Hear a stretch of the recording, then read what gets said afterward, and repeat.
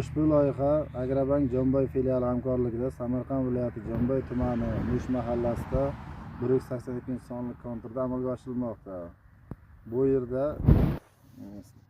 sabzi ekilgan, sabzi navi Mirzoy mushki navi bo'lib, bu maydonning jami maydoni 10 gektar tashkil etadi. Uzunligi 210 metr, bo'yi esa 485 metrni tashkil etadi. Bu yerda ekinlar zamonaviy usullar bilan parvarishlanmoqda. Hozirda ekinlar hosilga kirish katash jarayonida turibdi.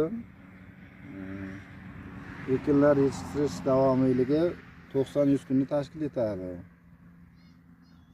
Yetishtirish jarayonida tabiiy va mineral o'g'itlar bilan oziqlantiriladi. Ushbu loyihada 28 ta dehqon xo'jaligi biriktirilgan. Har bir dehqon xo'jaligiga o'rtacha 35 hektar yer to'g'ri keladi. Loyihani samarali amalga oshirish uchun lider tadbirkor Gold Brokoli emchishi biriktirilgan.